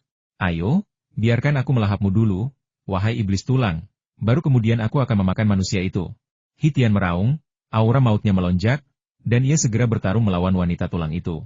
Kedua belah pihak saling serang dengan cepat, melancarkan serangan dan bertahan. Dalam sekejap mata, mereka telah bertukar beberapa serangan, dengan energi dahsyat meluap dan meledak terus-menerus, menghancurkan dinding, pintu, dan jendela di sekitarnya hingga menjadi reruntuhan. Ledakan yang terus-menerus juga menyebabkan beberapa orang yang masih berada di dalam gedung bergegas turun ke bawah dan berlindung di area aman yang agak jauh. Mereka memandangi rumah Hitian yang masih mengeluarkan suara ledakan, dan berdiskusi di antara mereka sendiri. Apa sebenarnya yang terjadi? Saya tidak tahu. Mungkinkah itu ledakan gas? Bagaimana mungkin ledakan gas tidak menghasilkan api? Lagi pula, ledakan gas tidak mungkin terjadi selamanya, kan? Lihat, ada kilatan listrik dari rumah Hitian. Mungkinkah ada masalah pada kabel yang menyebabkan ledakan itu? Mungkin. Hei, adakah di antara kalian yang pergi ke kamar Hitian untuk memeriksanya? Ada ledakan di dalam rumah itu. Siapa yang berani masuk? Kita harus segera hubungi polisi dan pemadam kebakaran. Para penonton berasumsi ada kerusakan listrik di rumah itu, tanpa menyadari bahwa seorang petani dan hantu pendendam sebenarnya tengah terlibat dalam pertempuran sengit di dalam. Di dalam rumah, Hitian dengan cepat memperoleh kemenangan dalam pertarungannya dengan wanita tulang. Sebab selama pertarungan berlangsung, tenaga hantunya terus berkobar, tidak sedikit pun melemah akibat pertarungan. Dengan sebilah pedang yang terbuat dari energi hantu yang terkondensasi, Hitian membelah baju zirah petir di tubuh wanita tulang, berhasil memutuskan salah satu tulang selangka dan beberapa tulang rusuknya. Ia lalu tertawa penuh kemenangan, "Nak, kau salah perhitungan. Bahkan dalam pertempuran, aku bisa meningkatkan energi hantuku. Gagasanmu untuk membiarkan iblis tulang ini menghentikanku hanyalah angan-angan. Begitu energi hantuku mencapai tingkat roh surgawi, kau, iblis tulang ini, gadis kecil itu, dan hantu wanita cantik itu akan menjadi santapanku." Hitian mulai melontarkan omongan sampah lagi. Ia suka membicarakan hal-hal yang tidak senonoh selama pertarungan karena hal itu dapat memengaruhi pola pikir dan performa lawannya, serta membuat mereka marah atau takut. Keduanya adalah emosi negatif, dan itulah yang paling disukai Hitian. Baginya, tubuh dan jiwa yang terjerat dalam emosi negatif sungguh nikmat. Namun Zhao Chen tetap tidak tergerak sama sekali. Apa yang dia lakukan? Sebelumnya, Hitian disibukkan dengan wanita tulang dan tidak bisa berkonsentrasi. Tetapi sekarang setelah ia mengalahkan wanita tulang, ia akhirnya bisa fokus pada Zhao Chen. Pemandangan ini sangat mengejutkannya. Karena dia melihat Zhao Chen Zeng memegang kuas jimat, menggambar dan menulis di udara. Apakah ini, menggambar jimat? Hitian benar-benar bingung sekaligus terkejut, bukankah jimat seharusnya digambar di atas kertas jimat? Apakah menggambar jimat di udara? Padahal, ini adalah keterampilan yang hanya bisa dimiliki oleh seorang kultivator ketika mereka mencapai tahap akhir dari alam yang diperoleh alam pernapasan embrionik. Anak ini hanyalah seorang kultivator di alam mendengarkan Qi. Bagaimana mungkin dia bisa menggambar jimat di udara? Hitian merasa bahwa dia benar-benar tidak bisa memahami Zhao Chen. Dia tidak percaya Zhao Chen melakukan sesuatu yang sia-sia. Pengalaman mereka sebelumnya telah membuatnya sangat menghargai Zhao Chen. Di matanya, meskipun kekuatan fisik Zhao Chen tidak terlalu mengesankan, strategi dan kemampuan adaptasinya sangat hebat. Orang seperti itu tidak akan pernah melakukan sesuatu yang sia-sia. Rasa gelisah tiba-tiba muncul di hati. Hitian, anak ini tidak menyerangku dengan iblis tulang putih, melainkan menggunakan kuas jimat untuk menggambar di udara. Jelas, dia punya konspirasi. Dan konspirasi besar. Aku harus menghentikannya, atau aku akan berada dalam bahaya. Melihat wanita tulang menerkamnya lagi, Hitian kehilangan minat untuk melawannya dan meraung, "Minggir!" Ia mencoba mengusir wanita tulang dan menyerang Zhao Chen. Wanita tulang itu mengetahui niatnya dan berdiri teguh, menahan gelombang demi gelombang serangan Hitian, yang masing-masing lebih kuat dari sebelumnya, menjadi perisai kokoh yang berdiri di depan Zhao Chen. Pengepungan yang berkepanjangan membuat Hitian sangat marah dan gelisah. Ia tak habis pikir mengapa wanita tulang itu, Meski dipukuli begitu parah hingga kulitnya hancur berkeping-keping dan tulang-tulangnya penuh luka dengan beberapa bagian hancur total, tetap dengan keras kepala menahan serangannya dan tak mau mundur sedikit pun. Kenapa kau masih bersikeras? Apa kau tidak takut aku akan menghancurkanmu? Geram Hitian sambil bertanya. Aku takut. Tapi meskipun aku hancur berkeping-keping, aku akan menghentikanmu. Sebelum jiwaku tercerai-berai, lupakan saja rencanamu untuk melewatiku dan melukai tuanku. Kata wanita tulang dengan suara berat. Di rongga matanya, yang tidak memiliki mata, cahaya tajam menyambar yang membuat Hitian memalingkan muka dan tidak berani menatapnya langsung. Bodoh. Setia membabi buta. Umpat Hitian. Karena kau keras kepala, biarkan jiwamu tercerai-berai. Dia tidak ingin menunda lebih lama lagi, jadi dia melepaskan jurus pamungkasnya, Asura Esurat. Meskipun telah menghabiskan sejumlah besar energi hantu yang bergejolak mengembun di belakangnya, berubah menjadi Dewa Iblis Asura dengan 3 kepala dan 6 lengan. Ketiga kepala itu memiliki wajah yang marah, penuh kebencian, atau dendam, sementara keenam tangannya membentuk 6 segel tangan yang berbeda, masing-masing memiliki kekuatan yang berbeda. Pergilah ke neraka. Di tengah auman Hitian, Dewa Hantu Asura, dengan momentum tak terbatas, menerkam wanita tulang. Pada saat yang sama, cahaya keemasan juga bersinar di depan Zhao Chen, menyatu menjadi sebuah rune. Dia benar-benar menggambar jimat di udara. Bagaimana mungkin? Hitian terkejut. Dia tidak dapat memahami bagaimana Zhao Chen, dengan kekuatannya, mungkin dapat melakukan teknik jimat penarikan kekosongan, yang hanya dapat dicapai oleh mereka yang berada di alam pernapasan janin. Terkejut, wajah Hitian berubah sangat jelek, dan aura hantunya melonjak semakin hebat. Ia langsung berpikir, mungkinkah dia menyembunyikan kekuatannya? Mustahil. Jika dia benar-benar memiliki kekuatan alam jiwa baru lahir, dia tidak perlu bersembunyi sama sekali. Dia bisa mendeteksi keberadaanku begitu memasuki ruangan dan kemudian menghabisiku.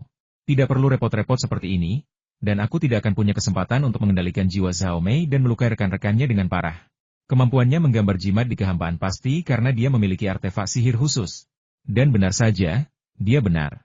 Alasan mengapa Zhao Chen mampu menggambar jimat di kehampaan dengan kekuatan alam ki pendengaran, yang merupakan sesuatu yang hanya dapat dilakukan oleh seorang kultivator alam nafas janin, adalah karena kuas jimat darah naga. Kuas jimat ajaib ini tidak hanya meningkatkan rasio keberhasilan dan kekuatan penarikan jimat, tetapi juga memungkinkan praktisi untuk menarik jimat di udara. Tentu saja, menggunakan kemampuan ini menghabiskan banyak ki. 3 hingga 4 kali lebih banyak daripada menggambar jimat biasa. Namun saat ini, untuk menerobos mata air kuning api penyucian, dia hanya dapat menggunakan kemampuannya menggambar jimat di dalam kehampaan. Karena menggambar jimat di udara tidak hanya menghilangkan kebutuhan akan bahan-bahan seperti kertas jimat dan tinta cinnabar, tetapi juga sangat mempersingkat waktu yang dibutuhkan untuk menggambar jimat. Jika ia menggunakan metode menggambar jimat biasa, ia mungkin hanya akan menggambar kurang dari sepertiga jimat sekarang. Jimat yang ditarik oleh Zhao Chen disebut jimat pemecah kejahatan matahari terbakar, yang merupakan metode yang diberikan oleh Informasie untuk menerobos mata air kuning api penyucian. Purgatory Yellow Springs adalah susunan magis yang dibangun dari energi hantu. Susunan ini menyerap energi yin dan kekuatan hidup dari lingkungan sekitar untuk memasok Hitian, sehingga kekuatannya terus meningkat. Energi hantu tidak takut pada apapun selain terik matahari.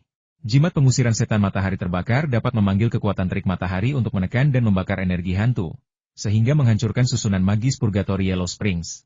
Begitu jimat pengusiran setan dari matahari yang menyala-nyala selesai dibuat, matahari yang menyala-nyala langsung muncul di ruangan itu.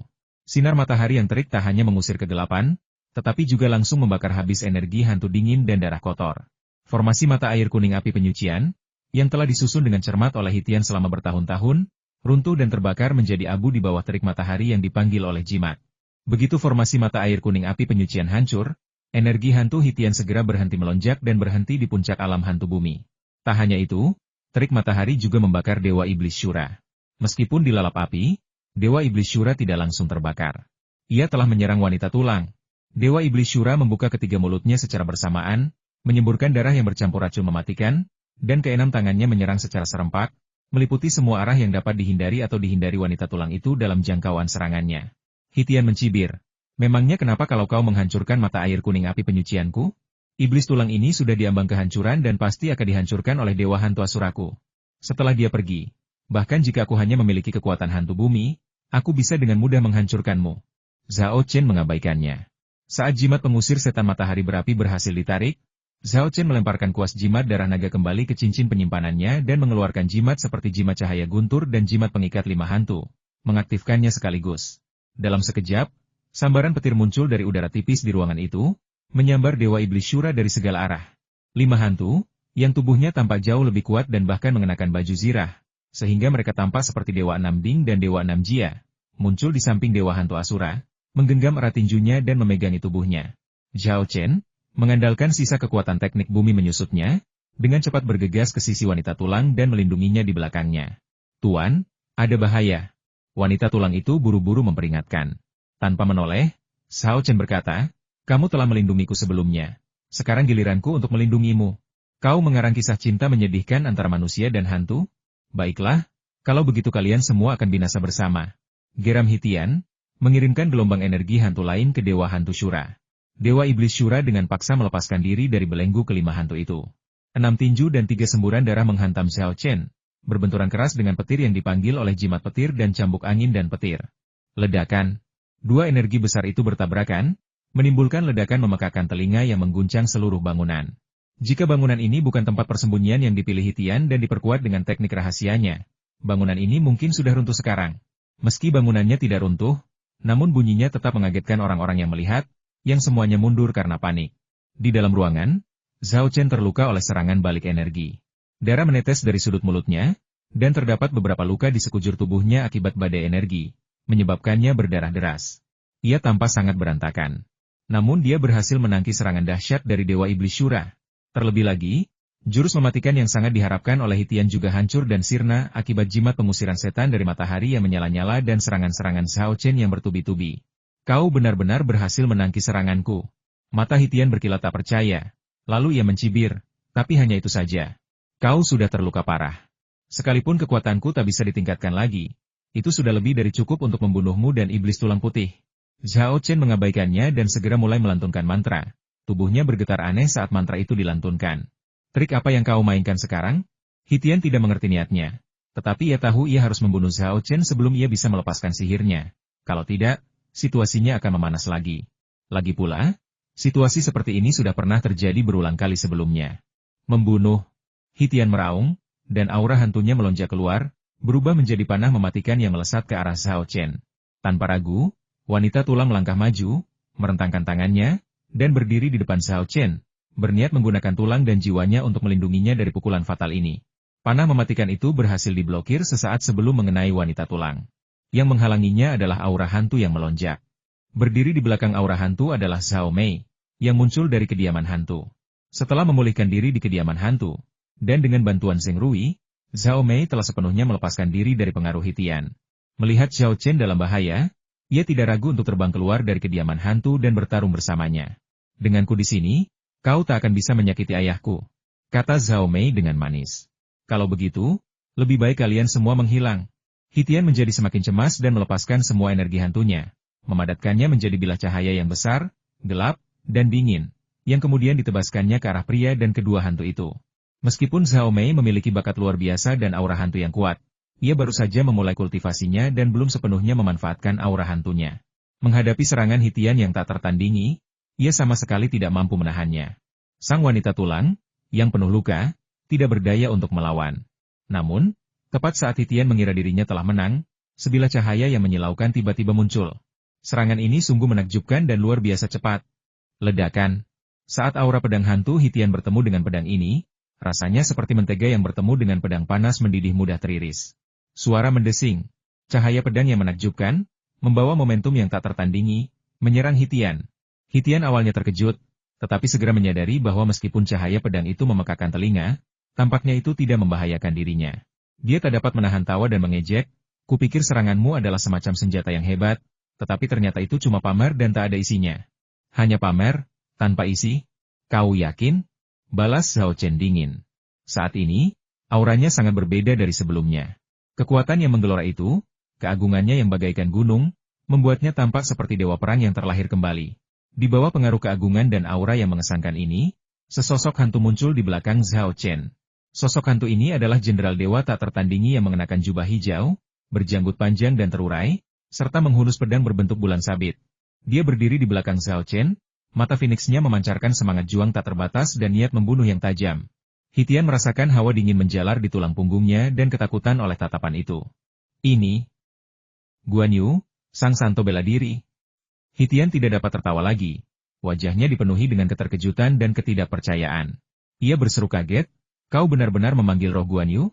Aku tahu sekarang, ini adalah seni serangan dewa. Ini memanggil dewa untuk merasukimu. Bukankah kau praktisi aliran jimat? Bagaimana kau tahu seni serangan dewa?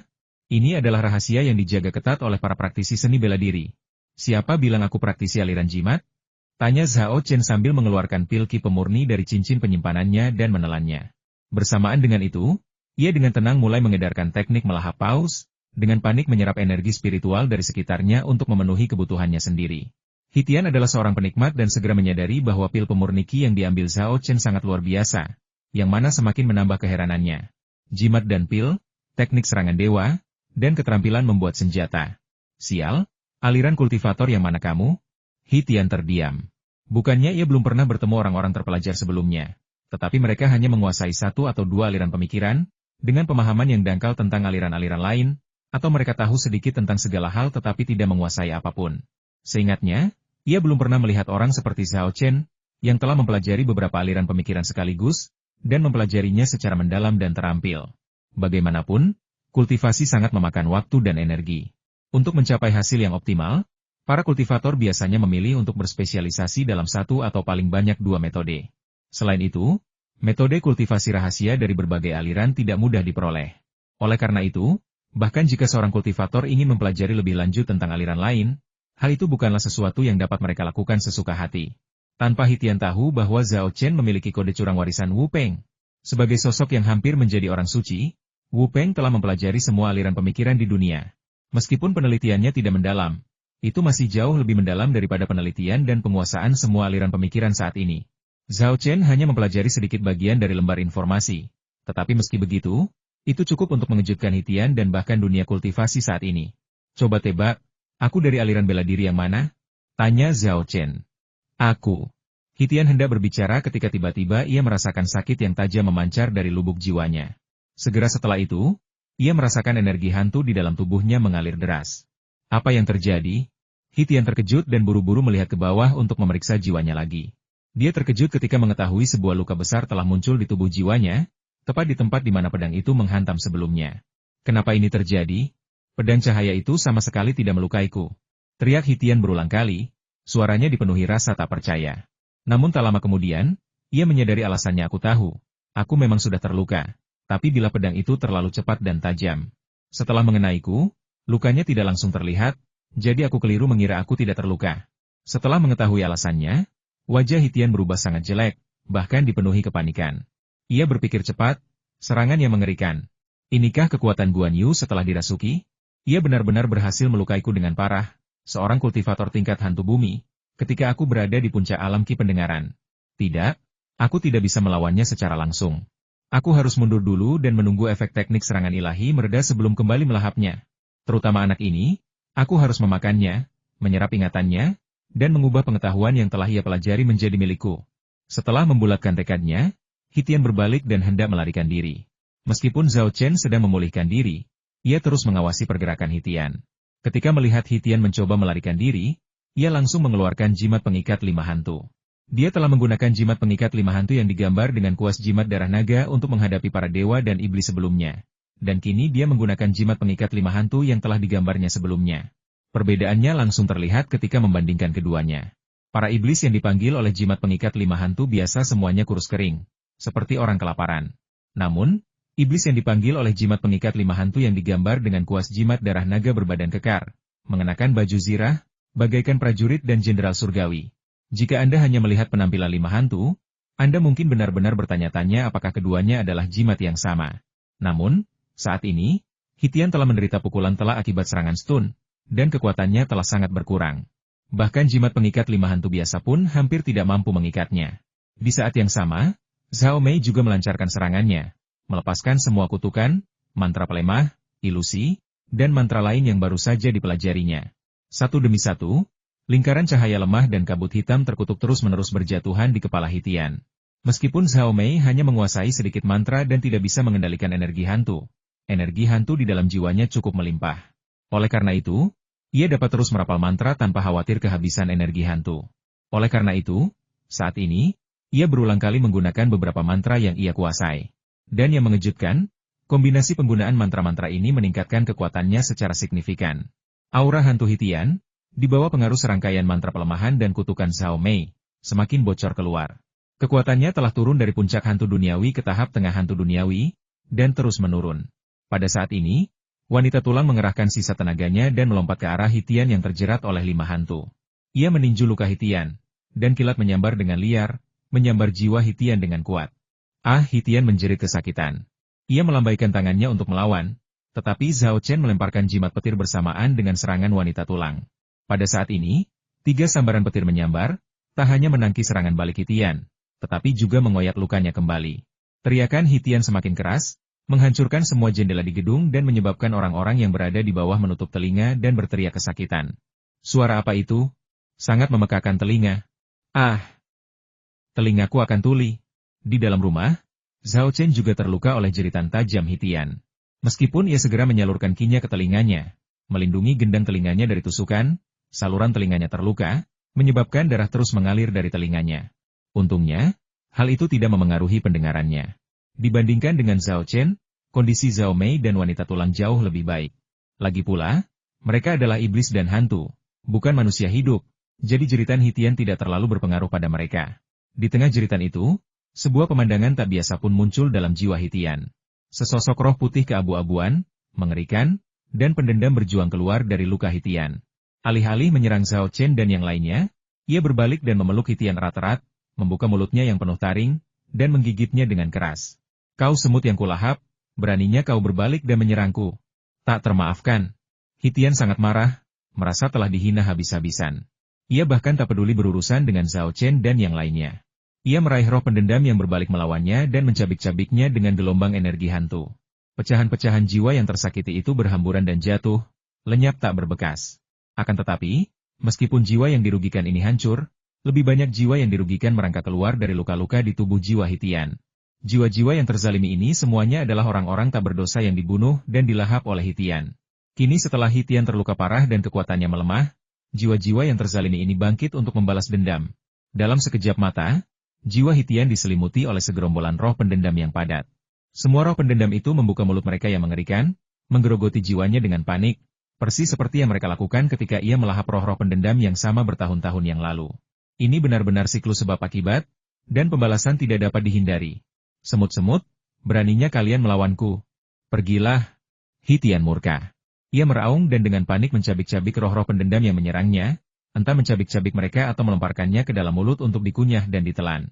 Walaupun ia melancarkan serangan balik, kekuatannya merosot lagi akibat serangan balik dari roh-roh pendendam tersebut, jatuh di bawah level hantu dan mencapai level jiwa manusia. Pada saat ini, Zhao Chen juga telah memulihkan cukup energi spiritual. Dia mencengkeram cambuk angin dan guntur erat-erat dengan kedua tangan. Di belakangnya, bayangan hantu Guan Yu, Dewa Perang, mengangkat tinggi pedang bulan sabit naga hijaunya. Zhao Chen meloncat ke tanah dengan kedua kakinya, melesat ke arah Hitian, dan disertai suara gemuruh, ia mengayunkan cambuk angin dan petirnya. Di belakangnya, bayangan hantu Guan Yu, Dewa Perang, juga bergerak. Pedang bulan sabit naga hijau menghunus bilah cahaya yang indah namun tragis, melesat lurus ke arah surga. Indra Hitian dikaburkan oleh roh-roh pendendam yang merayapinya, dan ia gagal menyadari serangan baru Zhao Chen. Bahkan, jikapun ia bisa merasakannya, mengingat kondisinya saat ini, ia tak akan bisa menghindarinya sama sekali. Ledakan, cambuk angin dan guntur menghantam dahi Hitian dengan keras. Pada saat yang sama, hantu pedang bulan sabit naga hijau mendarat di tempat yang sama. Hitian tersungkur hingga berlutut akibat benturan tersebut. Sebuah lubang besar terbuka di dahinya, dan kilat yang bergulung-gulung serta cahaya bilah pedang yang tajam menyerbu ke dalamnya. Hitian menjerit nyaring. Tubuh jiwanya bergetar hebat, dan kemudian dengan ledakan ia hancur menjadi pecahan jiwa dan energi hantu. Roh-roh yang dizalimi bersorak dan melompat kegirangan, dengan panik melahap pecahan-pecahan jiwa dan serpihan energi hantu, seperti serigala yang mencabik-cabik daging dan darah. Panggilan. Zhao Chen mengembuskan napas pengap dan segera mengakhiri teknik serangan ilahi. Meskipun jurus ini kuat, jurus ini menguras banyak ki, esensi, dan jiwanya. Ia tidak ingin berakhir seperti terakhir kali, tertidur selama beberapa hari karena tubuhnya benar-benar terkuras. Bayangan ilusi Guan Yu, sang petapa bela diri, lenyap setelah getaran singkat, dan kekuatan Zhao Chen pun ikut melemah. Kakinya lemas, dan ia pun ambruk ke tanah. Tanpa membuang waktu, ia segera mengaktifkan teknik melahap paus, dengan panik menyerap energi spiritual di sekitarnya untuk mengisi kembali ki, esensi, dan jiwanya yang terkuras. Tak lama kemudian, roh-roh pendendam melahap pecahan jiwa dan sisa-sisa hantu Hitian. Kemudian mereka berbalik dan terbang menuju Zhao Chen, mengepungnya sepenuhnya. Ekspresi Zhao Chen berubah serius. Biasanya, ia tak akan peduli dengan jiwa-jiwa yang terzalimi ini. Namun kini, kinya hampir terkuras habis, membuatnya lemah. Wanita tulang dan Zheng Rui terluka parah. Dan meskipun kondisi Zhao Mei relatif baik, ia belum sepenuhnya menguasai kekuatannya sendiri dan tidak bisa mengerahkan banyak kekuatan tempur. Situasi saat ini betul-betul seperti harimau dan macan tutul yang hanya menyisakan serigala dan jagoan. Zhao Mei merentangkan tangannya, menghalangi Zhao Chen dan wanita tulang, energi hantunya melonjak, siap menyerang kapan saja. Pada saat yang sama, ia berteriak dengan tegas, "Berhenti! Jangan melangkah lebih jauh. Apakah kau berniat membalas kebaikan dengan permusuhan?" Suatu kejadian tak terduga pun terjadi. Jiwa-jiwa yang dirugikan ini dengan patuh berhenti dan tidak melangkah lebih jauh. Hah! Zhao Chen terkejut. Ia tahu betul bahwa jiwa-jiwa yang terzalimi ini telah menyimpan banyak dendam dan amarah selama diperbudak oleh Hitian. Meskipun mereka kini telah membalas dendam, pikiran mereka telah lama dilahap oleh Hitian. Dengan kata lain, jiwa-jiwa yang terzalimi ini kini bagaikan mayat berjalan, tanpa ada pikiran lain selain memakan. Secara logika, mereka seharusnya tidak berhenti bergerak hanya karena Zhao Mei mengatakan sesuatu. Mungkinkah Zhao Mei telah membangkitkan kemampuan baru? Kemampuan baru untuk mengendalikan dan mengendalikan roh pendendam? Zhao Chen sangat penasaran dan ingin mencobanya Zhao Mei. Coba beri mereka beberapa perintah dan lihat apakah mereka akan mematuhimu. Hah?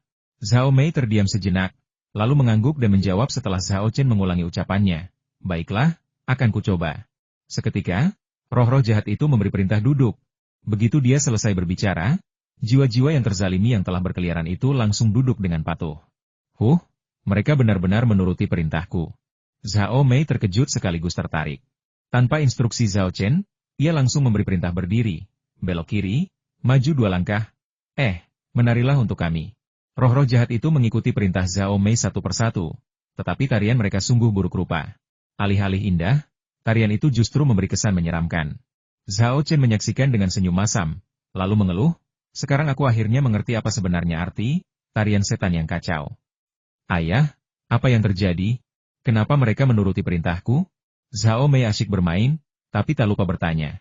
Zhao Chen menjawab, saya menduga Anda kemungkinan besar telah membangkitkan kemampuan baru untuk mengendalikan hantu. Pertanyaannya adalah apakah kemampuan baru ini hanya bekerja pada kelompok jiwa yang terzalimi ini, atau apakah itu berlaku untuk semua hantu? Jika yang terakhir, maka pencapaian Anda di masa depan pasti akan sangat menakjubkan. Wah, kalau yang terakhir, bukankah aku bisa menjadi jenderal perempuan yang memimpin ribuan pasukan? Persis seperti Bibi Bai Mei semasa hidupnya, kata Zhao Mei penuh semangat dan kerinduan. Wanita tulang itu terkekeh dan berkata, memerintah ribuan pasukan bukanlah tugas yang mudah. Namun, jika kau benar-benar memiliki bakat itu, aku bisa mengajarimu cara memimpin pasukan dan bertempur. Zhao Mei mengangguk penuh semangat, saya pasti akan belajar dengan giat. Membayangkan kesempatan menjadi jenderal perempuan yang memimpin pasukan ke medan perang saja sudah membuat saya bersemangat. Zhao Chen tersenyum kecut dan berkata, kamu bukan anak kecil, jadi kenapa kamu tertarik memimpin pasukan ke medan perang? Jangan terlalu senang dulu. Mungkin saja kamu hanya punya kemampuan untuk memimpin jiwa-jiwa teraniaya yang diperbudak oleh Hitian ini. Zhao Mei terkekeh dan berkata, gampang. Ayo kita cari hantu lain untuk diverifikasi. Baru kita tahu, kan? Zhao Chen mengangguk dan berkata, itu salah satu caranya. Oke, malam ini kita akan mencari beberapa hantu untuk mencobanya. Jika kau benar-benar bisa mengendalikan hantu, kau bisa menekuni jalur pengendalian hantu di masa depan, dan mungkin bahkan menjadi raja hantu. Zhao Mei membayangkan bagaimana rasanya menjadi seorang ratu dan menjadi semakin bersemangat. Ia bahkan mulai mempromosikan dirinya, jika aku menjadi raja hantu, aku akan menjadikanmu, ayah, kaisar purnawirawan, Bibi Bai Mei sebagai jenderal agung, dan Guru Zheng sebagai penasihat kekaisaran. Lalu kita semua akan menjadi pejabat tinggi. Haha, sungguh menarik. Anak bodoh. Zhao Chen menggelengkan kepalanya, lalu mengalihkan pandangannya ke arah sekelompok jiwa yang terzalimi. Karena mereka tidak menerima perintah lebih lanjut dari Zhao Mei, jiwa-jiwa yang dizalimi ini terus melakukan tarian aneh mereka. Zhao Chen tak tahan lagi dan berkata kepada Zhao Mei, suruh mereka berhenti menari. Aku mual. Di saat yang sama, ia bergumam pada dirinya sendiri, tak masalah jika roh-roh teraniaya ini tidak kuat dalam pertempuran. Saat menghadapi musuh, biarkan mereka menari sebentar, dan aku jamin mereka akan membuat musuh jijik. Sekuat apapun mereka tak akan bisa menggunakan kemampuan mereka. Zhao Mei sangat patuh dan segera membuat roh-roh yang dirugikan itu berhenti dan berdiri diam. Ia berbisik, kurasa mereka menari dengan cukup baik. Aku berencana untuk mengajari mereka menari tanah suci kebahagiaan di masa depan. Mendengar kata-katanya, Zhao Chen bertanya dengan bingung. Apa itu tanah suci kebahagiaan tertinggi? Zhao Mei menjawab, Paman Hao mengatakan itu disebut seperti tarian rumah. Hauli menunjukkannya padamu? Tanya Zhao Chen sambil mengerutkan kening. Zhao Mei mengangguk dan menjawab, ya, dia menunjukkannya kepadaku di Bilibili. Menurutku tarian gadis-gadis itu sangat menarik. Bajingan gendut itu, tinggal di rumah saja sudah biasa, tapi dia malah datang ke sini untuk mencelakai putriku. Zhao Chen bergumam sambil menggertakkan gigi, yakin bahwa ia pasti akan membuat masalah bagi Hauli setelah kembali ke Rongcheng. Di saat yang sama, ia berkata keras-keras, sebaiknya kau kurangi waktu bersama Paman Hao di masa depan. Oke. Meskipun Zhao Mei tidak mengerti mengapa Zhao Chen tidak mengizinkannya bermain dengan Hauli, dia tetap setuju dengan patuh. Zhao Chen bangkit dan berjalan mendekati roh-roh yang terzalimi itu. Setelah memeriksa mereka, ia menghela napas dan berkata, memang, hati roh-roh terzalimi ini sudah mati. Zhao Mei berkata dengan bingung, mereka hantu, mereka tidak punya hati. Zhao Chen menggelengkan kepala dan menjelaskan, hati, yang kumaksud bukan jantung fisik, melainkan pikiran dan kesadaran. Setelah seseorang meninggal dan menjadi hantu, biasanya mereka masih memiliki sebagian pikiran dan kesadaran mereka sebelumnya. Namun, beberapa hantu kehilangan pikiran dan kesadaran mereka. Hantu-hantu tak berperasaan ini disebut jiwa-jiwa pengembara. Jiwa-jiwa pengembara tidak dapat bereinkarnasi. Mereka jatuh ke dunia bawah dan tak pernah bangkit lagi. Atau mereka berlama-lama di dunia manusia, didorong oleh naluri, bersembunyi di siang hari dan aktif di malam hari, mengembara tanpa tujuan. Begitu bertemu orang yang hidup, mereka bergegas dan dengan panik menyerap kekuatan hidup dan energi yang orang tersebut, membuatnya lemah, sakit, atau bahkan membawa sial. Karena jiwa-jiwa pengembara tidak memiliki kesadaran, mereka menjadi tidak sadar ketika makan, dan mereka tidak tahu harus bersembunyi setelah fajar, dan hanya bisa terbakar oleh sinar matahari. Pada titik ini, Zhao Chen menghela napas lagi, berkata dengan simpati, tentu saja, kehancuran semacam ini juga merupakan semacam kelegaan bagi jiwa-jiwa yang mengembara. Setelah mendengar penjelasannya, Zhao Mei tiba-tiba mengerti, menunjuk ke arah roh-roh yang terzalimi di depannya, dan bertanya, apakah mereka adalah jiwa-jiwa yang mengembara? Ya. Zhao Chen mengangguk dan berkata, kesadaran mereka telah lama dihancurkan dan dilahap oleh Hitian. Mereka semua adalah jiwa-jiwa pengembara yang tak berakal budi. Menurut lembar informasi, roh jahat tidak dapat diusir, jadi secara umum ada dua cara untuk mengatasinya. Yang pertama adalah penindasan dan penghancuran, yang kedua adalah pelatihan dan domestikasi. Cara pertama merupakan pendekatan yang cepat dan tegas, cara kedua melibatkan penggunaan teknik pengendalian hantu untuk mengolah jiwa pengembara menjadi prajurit dan jenderal hantu yang dapat diperintah sendiri. Sepanjang sejarah, tidak hanya praktisi aliran perdukunan yang terampil dalam seni ini, tetapi beberapa praktisi Tao juga mahir di dalamnya.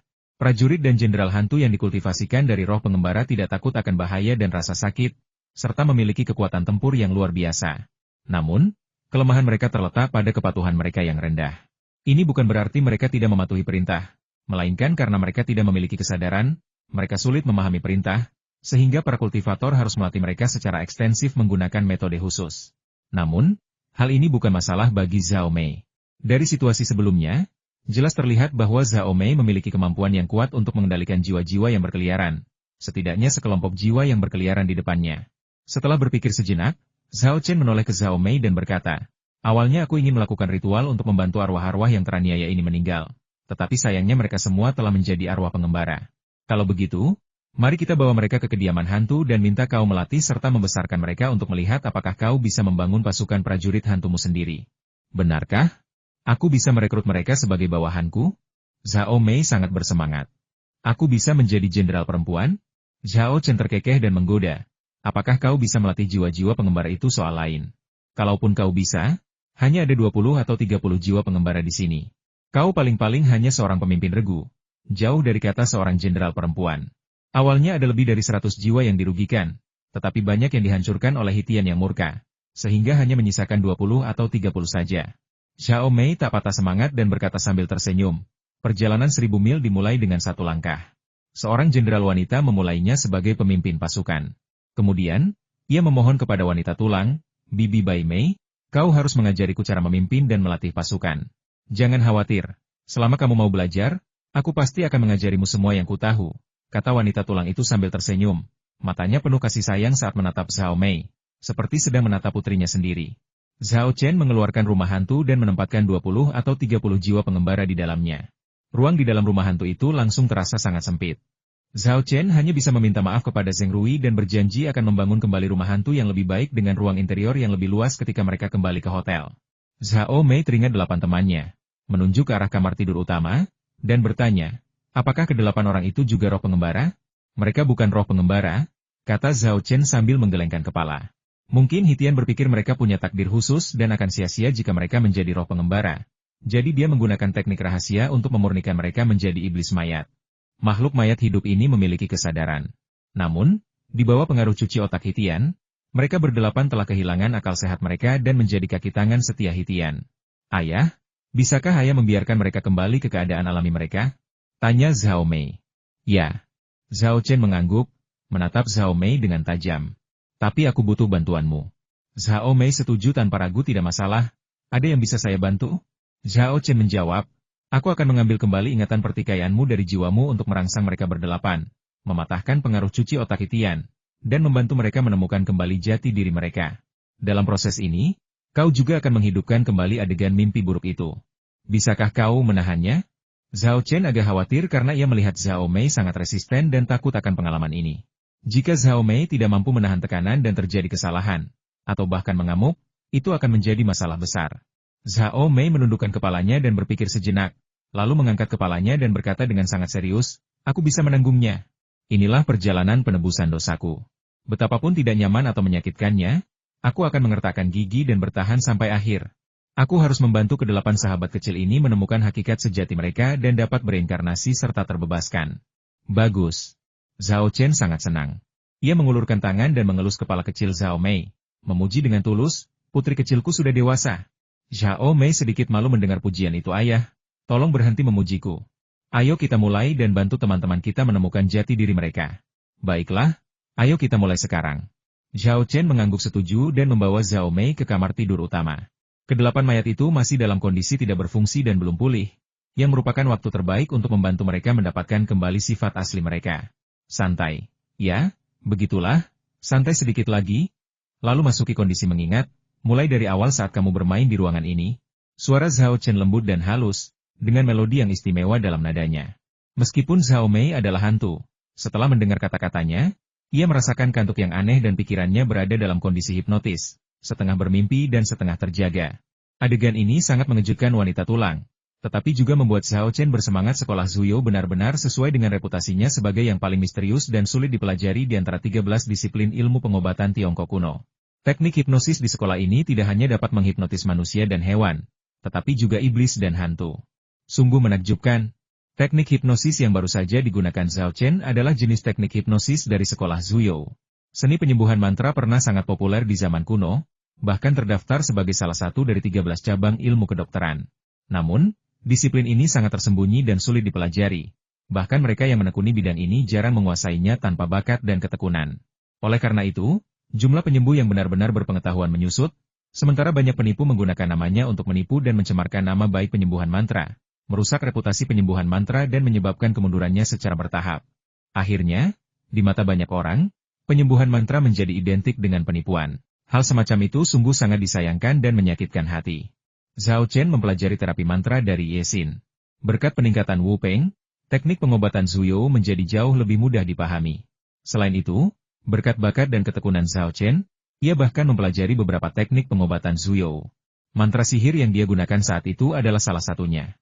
Pada zaman dahulu, teknik medis ini digunakan oleh para dokter dari aliran Zuyo untuk menenangkan pikiran pasien gangguan mental, memungkinkan mereka untuk pulih secara bertahap dan mengembalikan emosi normal dalam keadaan setengah sadar. Namun, kini Zhao Chen menggunakannya untuk menghipnotis Zhao Mei, dan hasilnya tampaknya cukup baik. Tentu saja, alasan ia dapat menghipnotis Zhao Mei dengan begitu mudah adalah karena Zhao Mei sepenuhnya mempercayainya. Jika itu orang asing atau hantu lain, pasti akan membutuhkan banyak usaha, dan bahkan mungkin membutuhkan bantuan akupuntur, jamu, dan jimat. Begitu Zhao Mei memasuki dunia mimpinya, Zhao Chen menggunakan teknik memasuki mimpinya untuk membawa jiwa 8 temannya ke dalam mimpi Zhao Mei. Ia tidak berlama-lama dalam mimpi. Ia membawa ke-8 anak itu masuk lalu pergi. Karena ia bukan bagian dari ingatan itu, kemunculannya yang tiba-tiba akan memengaruhi ingatan Zhao Mei, bahkan mengubahnya. Hal itu akan menghambat kembalinya ke-8 anak itu ke jati diri mereka yang sebenarnya. Waktu berlalu detik demi detik. Tiba-tiba, jiwa Zhao Mei mulai bergetar hebat, dan 8 iblis mayat juga bereaksi dengan cara yang sama. Zhao Chen tahu bahwa ini pasti awal dari pertempuran berdarah dan kejam dalam mimpinya. Membayangkan 9 anak harus mengalami kembali cobaan mengerikan itu membuat Zhao Chen pedih hati. Namun, untuk membantu 8 anak yang telah menjadi zombie mendapatkan kembali jati diri mereka yang sebenarnya, perawatan drastis ini adalah satu-satunya pilihan. Inilah metode melawan racun dengan racun. Tunggu, Zhao Mei. Berhasil atau tidaknya kita tergantung pada kegigihanmu. Selain menyemangati Zhao Mei secara lisan, Zhao Chen juga mengeluarkan 3 jarum emas, melapisinya dengan lapisan qi, lalu menusukkannya ke titik akupuntur Bai Hui, Intang, dan Dazui milik Zhao Mei.